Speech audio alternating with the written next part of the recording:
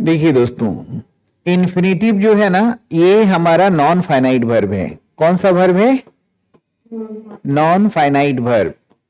और अगर हम जब किसी वर्ब को नॉन फाइनाइट वर्ब बोलते हैं तो ये मेन वर्ब के रूप में काम करेगा या नहीं?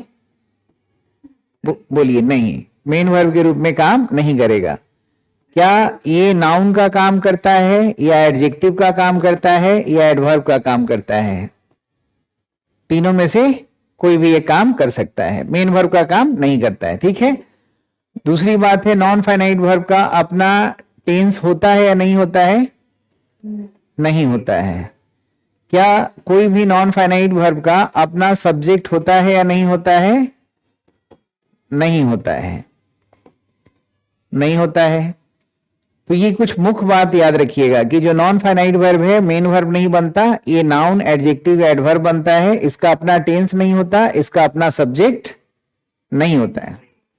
गुड। तो जो मेन वर्ब का जो सब्जेक्ट होता है, ये जो मेन वर्ब का जो सब्जेक्ट होता है ना, और मेन वर्ब का जो टेंस होता है, जो मेन वर्ब बोले तो इसका मतलब क्या हुआ? Finite verb. हाँ, वही टाइम एंड टेंस रहता है नॉन फाइनाइट वर्ब का भी। यानी कि अगर मेन वर्ब का टेंस जैसे प्रेजेंट में है तो नॉन फाइनाइट वर्ब का टेंस कहां रहेगा? प्रेजेंट में। अगर नॉन फाइनाइट मेन वर्ब का टेंस अगर पास्ट में है तो नॉन फाइनाइट वर्ब का टेंस कहां रहेगा?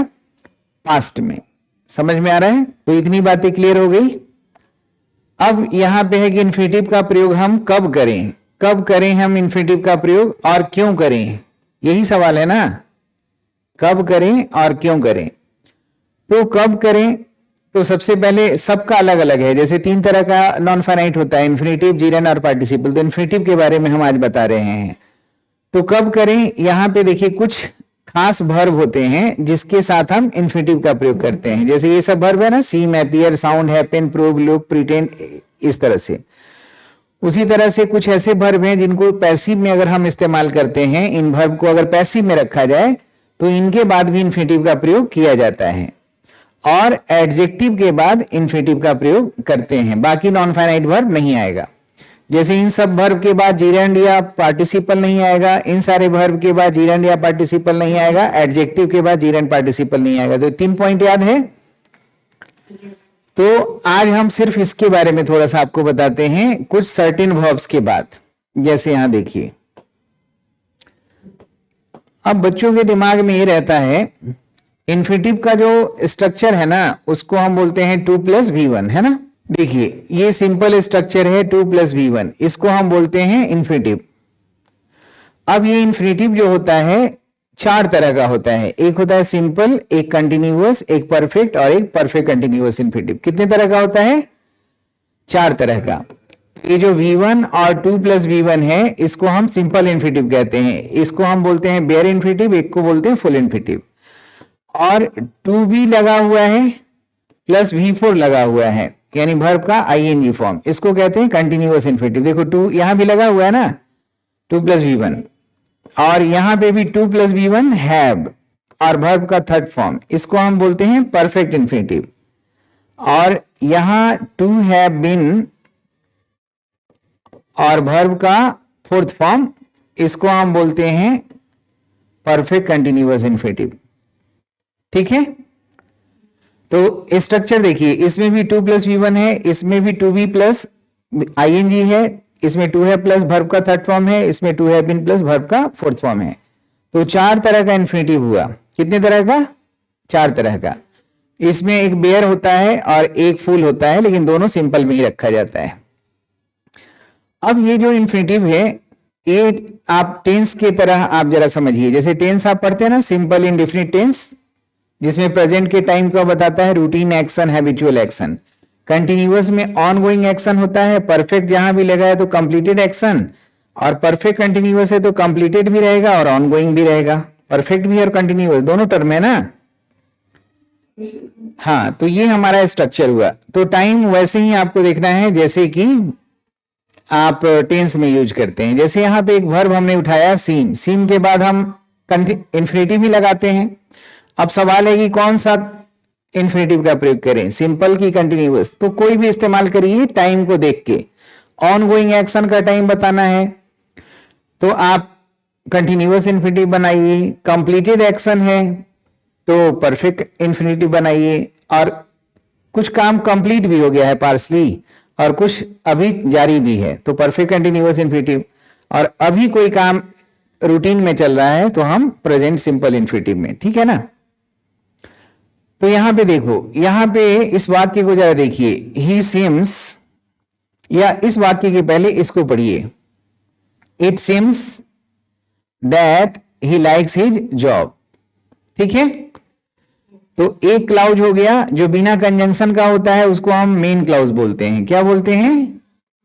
Main clause. और दैट सबऑर्डिनेटिंग कंजंक्शन है, तो सबऑर्डिनेटिंग कंजंक्शन का काम है सबऑर्डिनेट क्लाउज बनाना। कौन सा क्लाउज बनाना? Subordinate clause. तो एक मेन क्लाउज है और एक सबऑर्डिनेट क्लाउज है, तो इस तरह के सेंटेंस को हम कॉम्प्लेक्स सेंटेंस बोलते हैं, है ना, क्योंकि अकॉर्डिंग टू ए स्ट्रक्चर 3 तरह के सेंटेंस होते हैं। स्ट्रक्चर के अनुसार कितने प्रकार के सेंटेंस होते हैं?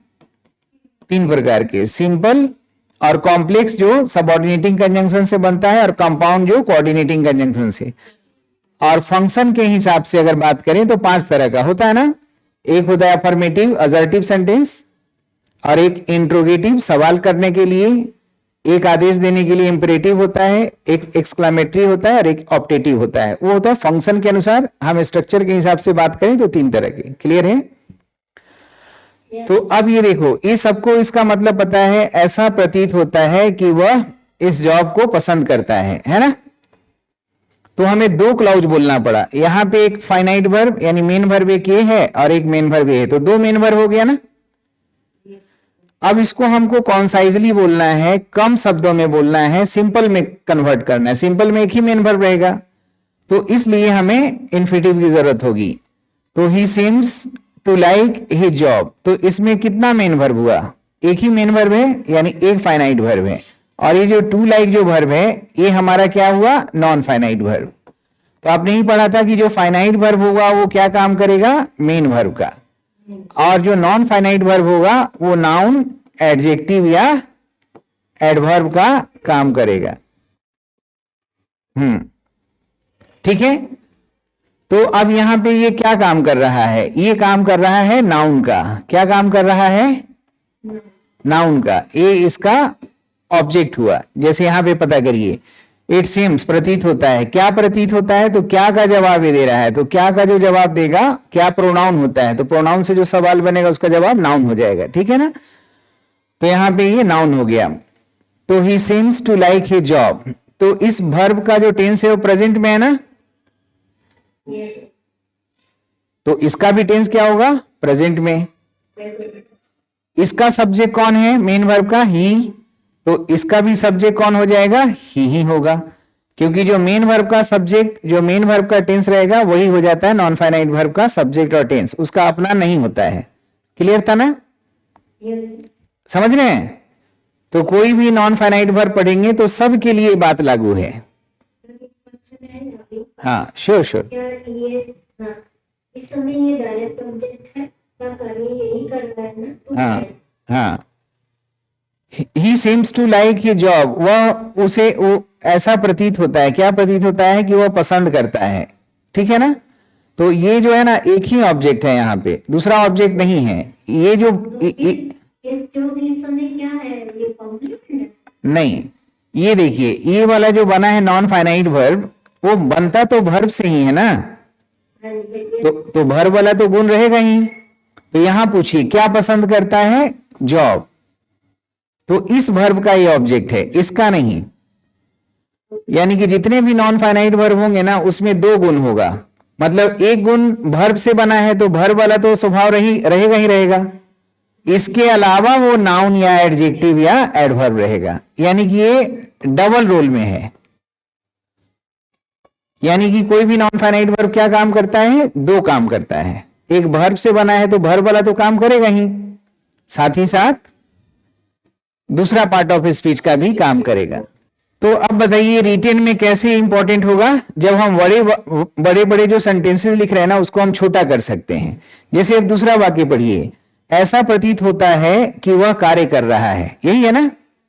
yes, यानी अभी कार्य कर रहा है, और यहां पे हुआ कि वह इस जॉब को पसंद करता है, मतलब एक स्टेट है, अवस्था है कि वह इस काम को पसंद करता है। इसमें ऑनगोइंग तो हो ही नहीं सकता है। पसंद करता है या नापसंद करता है, प्यार करता है, नफरत करता है, रिस्पेक्ट करता है, तो मन का अवस्था है ना, इसमें कोई काम तो नहीं हो रहा है ना, yes, ऑनगोइंग एक्शन नहीं हो सकता। लेकिन यहां पे कह रहा है ऐसा प्रतीत हो रहा है कि वह कार्य कर रहा है। तो हम इसको चाहें तो इन्फिनेटिव के जरिए अगर बोलना है तो अब ये कंटिन्यूअस में है तो कंटिन्यूअस इन्फिनेटिव ही प्रयोग करेंगे ना। तो हमने इसको कैसे बनाना है? हाँ, तो टू बी प्लस वर्ब का ing, तो ये हो गया हमारा मेन वर्ब, फाइनाइट वर्ब, और ये हो गया नॉन फाइनाइट वर्ब। और इसी को अगर कोई एग्जाम में बोला जाए ट्रांसफॉर्मेशन, जैसे भी सीजीएल सीपीओ में आता है, तो ट्रांसफॉर्मेशन करिएगा कि सिंपल से कॉम्प्लेक्स बनाना है या कॉम्प्लेक्स से सिंपल बनाना है, तो आसानी से कन्वर्ट कर देना है दैट क्लाउड से, या जरूरत के हिसाब से हम कंजंक्शन का प्रयोग करते हैं। तो ही सिम्स या it seems that he is working, या he seems that he is working, दोनों तरीके से बोल सकते हैं। It seems that he is working, समझ रहे हैं ना? It seems that he is working, ये ठीक है। अब जरा तीसरा वाक्य देखिए और उसका अर्थ समझिए। यहां क्या लिखा है? ऐसा प्रतीत होता है कि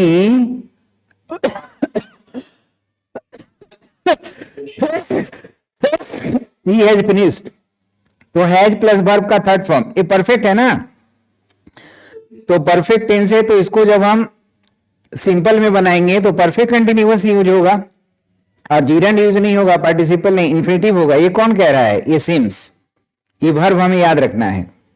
तो ही सिम्स के बाद हमने टू बी फिनिशिंग लगा देते तो गलत होता, क्योंकि उसका टेंस है परफेक्ट में और आप बना रहे हैं कंटिन्यूअस में, तो गलत हो जाता।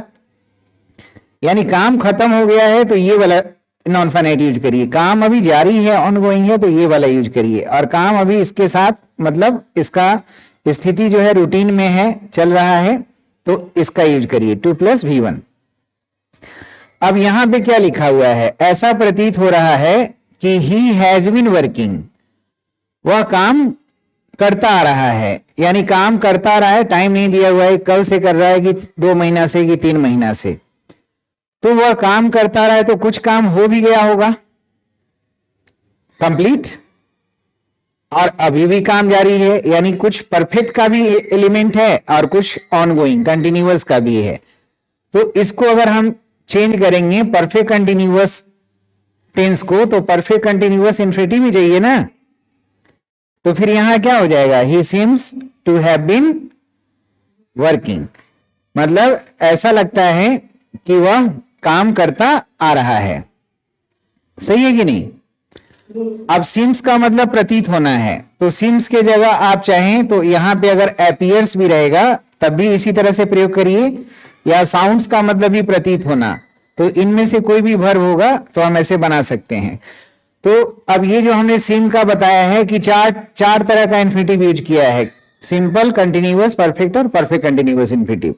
तो आपको 4 वाक्य बनाना है जिसमें चारों में ये जो इन्फिनेटिव है चारों तरह के, उनका प्रयोग करिए, किसी से भी सिम का प्रयोग करके, साउंड का प्रयोग करके, या अपीयर का प्रयोग करके, और साथ ही साथ इसको ब्रेकअप करना है दो क्लाउजेज में और कॉम्प्लेक्स में बनाना है। एक टास्क किसका हुआ, समझ में आया? हाँ, अब इसी तरह से मैं रिपीट कर दे रहा हूं 2-4 एग्जांपल। जैसे उसमें वर्ब था सीम, साउंड, अपीयर की जगह एक और था ना हैपन। हैपन का मतलब होना। अब यहां पे जरा इस वाक्य को देखिए, आई हैपन टू नो हर। तो हैपन का मतलब होता है, 2 तरह के एक्शन होता है, एक होता है डूइंग प्रवृत्ति का जिसमें आप कुछ करते हैं, और एक में आप कुछ करते नहीं है, स्वतः हो जाता है। जैसे मैं गिर गया तो ये तो स्वतः हुआ, बारिश हो रही है, स्वतः हो रहा है। लेकिन अगर मैं कह रहा हूं मैं गिरा रहा हूं, मैं किसी पे पानी उड़ेल रहा हूं, तो ये तो एक्शन मैं जान के कर रहा हूं ना। तो हैपन का मतलब संजोग से कोई चीज होना, संजोग से, है ना। तो अगर हम कह रहे हैं आई हैपन टू नो हर, या यहां पे पढ़िए, देखिए एक क्लाउज ये हुआ और ये कंजंक्शन है, सबऑर्डिनेटिंग कंजंक्शन का एक ही काम है। सबऑर्डिनेटिंग कंजंक्शन शब्दों को नहीं जोड़ता, फ्रेजेज को नहीं जोड़ता, क्लाउजेज को नहीं, वो सिर्फ क्लाउजेज को जोड़ता है। कौन से क्लाउज को? सबऑर्डिनेटिंग कंजंक्शन से शुरू होने वाला क्लाउज सबऑर्डिनेट क्लाउज और बिना कंजंक्शन का जो होता है वो मेन क्लाउज। तो दोनों क्लाउज के लिए दो वर्ब चाहिए मेन, तो एक मेन वर्ब ये हुआ, एक मेन वर्ब ये हुआ। इसका मतलब हुआ संयोग बस मैं उसे जानता हूं। इसका मतलब क्या हुआ? संयोग बस मतलब कोइंसिडेंटली, हाँ कोइंसिडेंटली आई नो हर। हैपेंस का अर्थ इस तरह से आप लेंगे, समझ गए? संयोग बस मैं उसे जानता हूं।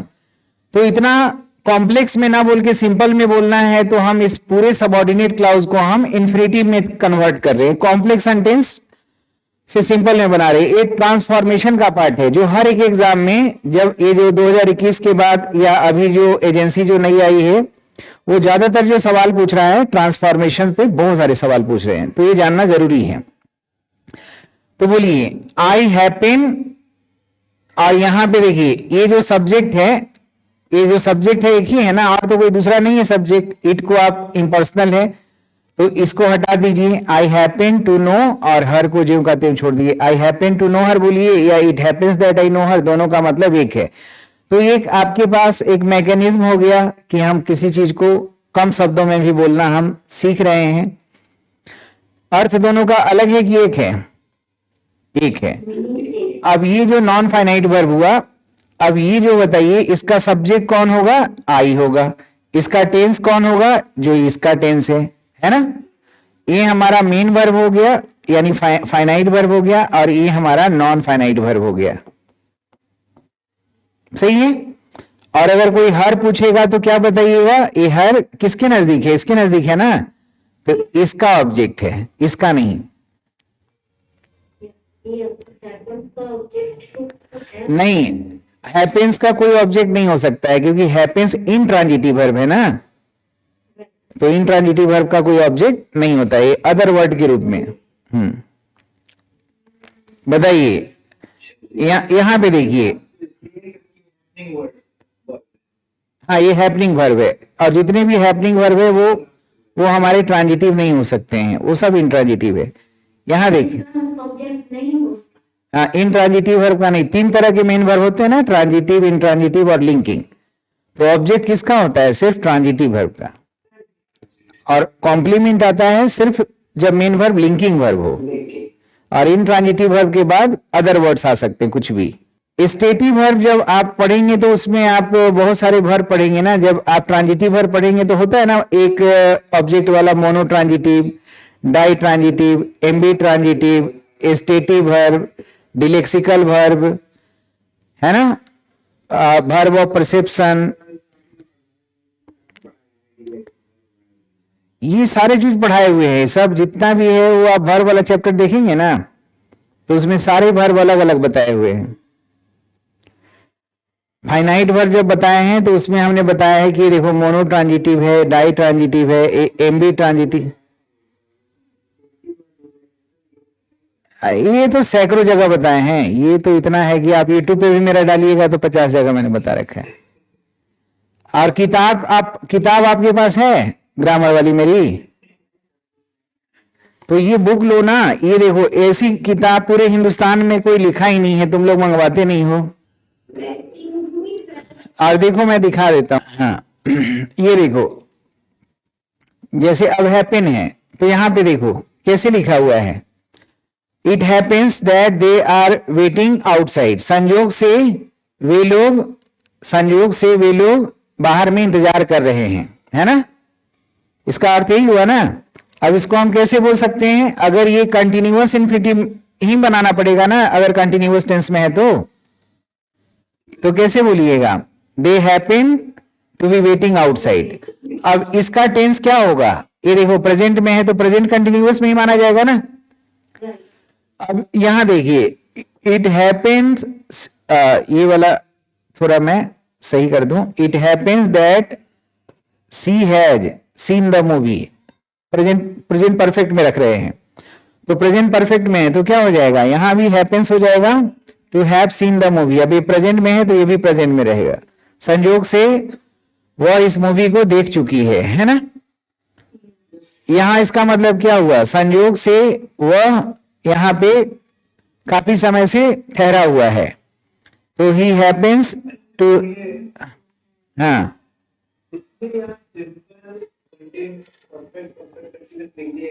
हाँ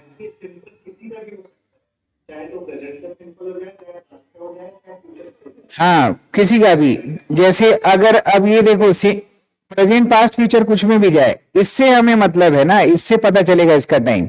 अब इट हैपेंस के जगह इट हैपेंड अगर होता तो फिर इसका भी टेंस पास्ट में हो जाएगा। अगर विल हैपन होता तो फिर इसका भी फ्यूचर में हो जाएगा। मतलब टेंस तो इसका अपना होता ही नहीं है, तो इसी के ऊपर डिपेंड करता है। सब्जेक्ट इसका नहीं होता है, तो इसी के सब्जेक्ट के ऊपर डिपेंड करता है। इसके पास कोई पावर नहीं है। हाँ, तो अब एक 4 सेंटेंस आपको सिंपल और 4 कॉम्प्लेक्स बनाना है। जैसे सीम साउंड पे बनाएंगे वैसे इस पे बनाइएगा, ठीक है ना? हाँ, अब जैसे यहां लुक है, तो लुक का मतलब ये कौन है? अगला प्रूव है। प्रूव का मतलब साबित करना होता है।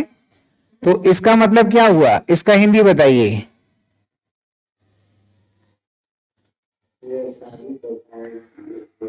सच है, सच है, यानी कि इज ट्रू है, यानी कि सिंपल प्रेजेंट में है। तो सिंपल इंफिनिटिव बनाएंगे तो क्या हो जाएगा? The theory proves.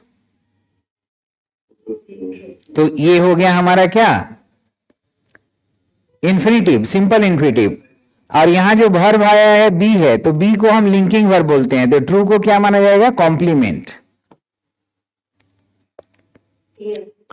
अब यहां पे देखिए, इसको पढ़िए।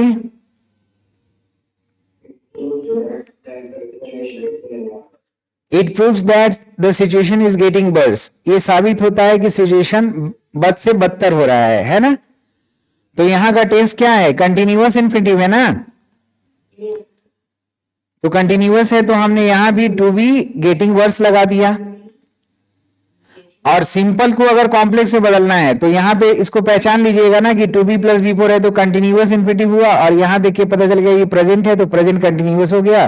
तो उसी के हिसाब से आपको प्रेजेंट कंटिन्यूअस लगाना है, चाहे कॉम्प्लेक्स से सिंपल बनाना हो या सिंपल से कॉम्प्लेक्स बनाना हो। इसको पढ़िए। ये साबित होता है कि वह पैसा चोरी किया है। ही प्रूव्स।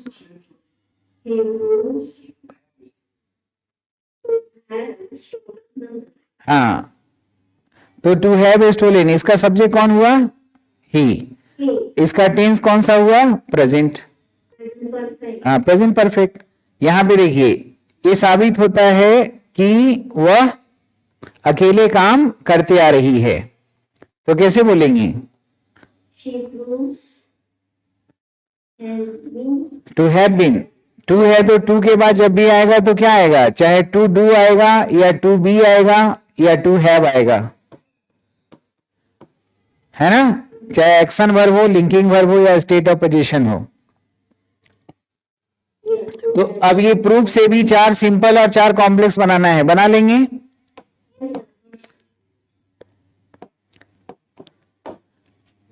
अब यहां देखिए लुक है, तो इसका पढ़िए। इट लुक्स, ऐसा दिखता है मानो कि। एज इफ का मतलब क्या होता है? एज इफ या एज दो का मतलब क्या होता है?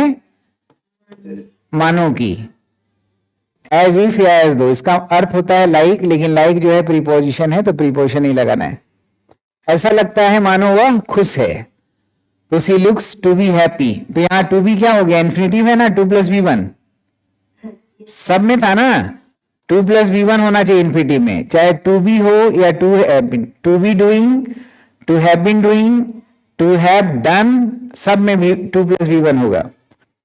अब यहां पे देखिए, ऐसा दिखता है मानो कि वे लोग अच्छा समय बिता रहे हैं, है ना? और यहाँ हैविंग जो है वो क्या है? डिलेक्सिकल वर्ब, मतलब फाइनाइट वर्ब ही है, ट्रांजिटिव वर्ब है लेकिन डिलेक्सिकल है। कई टाइप है, फाइनाइट के भी कई टाइप होते हैं। तो दे लुक, वहां कंटिन्यूअस है तो यहां भी कंटिन्यूअस इंफिनिटिव लगा, to be having a good time. He looks to have lost weight, तो इसका टेंस क्या माना जाएगा? ये परफेक्ट है और ये प्रेजेंट है, तो प्रेजेंट परफेक्ट हो जाएगा। तो हम कैसे बनाएंगे कॉम्प्लेक्स में? ही लुक्स दैट, और यही सब्जेक्ट रहेगा। ही लुक्स दैट या it looks that, it looks that he has lost weight. It looks, और ये हमारा सबऑर्डिनेटिंग कंजंक्शन है। It looks as if you have been working in the garden. ऐसा लगता है, दिखता है मानो कि तुम गार्डन में काम करते आ रहे हो। You look garden. तो इससे भी आपको 4 सिंपल और 4 कॉम्प्लेक्स बनाना है, ठीक है, फुल एंड फाइनल हमेशा के लिए। इन्फिनिटिव का अगला देखिए, जैसे प्रिटेंड का मतलब क्या होता है, बहाना बनाना। तो इसको देखिए और समझ में आया नहीं या नहीं आया तो पूछ लीजिए। बिल्कुल, यहाँ पे अगर हम पास्ट में लिखना है तो पास्ट में लिखना है तो क्या हो जाएगा, प्रिटेंडेड। तो प्रिटेंडेड हो जाएगा, तो फिर यहाँ पे क्या हो जाएगा, यहाँ पे प्रिटेंडेड और यहाँ नोज की जगह न्यू होगा, ठीक है। और इसका तो टेंस बदलेगा ही नहीं, इस तो ज्यों का त्यों ही रहता है। तो वह बहाना बनाता है, ऐसा दिखाता है झूठ मूठ का कि वह उसको आंसर पता है लेकिन एक्चुअली नहीं पता है। तो he pretends to know the answer, मतलब अभी पता है उसको आंसर, ऐसा प्रिटेंड करता है। सी प्रिटेंड्स टू बी स्लीपिंग का अर्थ क्या हुआ, इसका अर्थ कैसे समझेंगे, वो ऐसे दिखाती है जैसे वह सो रही है लेकिन सो नहीं रही है। अब कितना सुंदर वाक्य आपने बना दिया इन्फिनिटिव का यूज करके। They pretended to have forgotten the rule. तो वे लोग ऐसा प्रिटेंड करते हैं कि वे लोग रूल को भूल चुके हैं। तो ये फॉरगॉटन टू है, फॉरगॉटन नॉन फाइनाइट वर्ब हुआ और रूल क्या हो गया, इसका ऑब्जेक्ट हुआ। He pretends to have been studying all night। वैसे प्रिटेंड करती है जैसे वह सारी रात पढ़ाई कर रही, सारी रात पढ़ाई कर रही है या करते आ रही है सारी रात से। तो फिर यहाँ पे हमने उसी तरह से परफेक्ट कंटिन्यूअस इन्फिनिटिव में बनाया। इस पे भी 4-4 आप बनाइए, सिंपल और कॉम्प्लेक्स। तो इसको अगर समझ में आ जाएगा तो हमने आपको जैसे कि बताया कि कुछ वर्ब के बाद ये इन्फिनिटिव आता है और पैसिव वॉइस में, अगर इसको पैसिव वॉइस में बनाया जाए तब भी हम चारों तरह के काइंड यूज करेंगे और एडजेक्टिव। तो इसको मैं कल बताऊंगा, आज इस पे हमारा फोकस था। तो इस तरह से क्लियर हो जाएगा।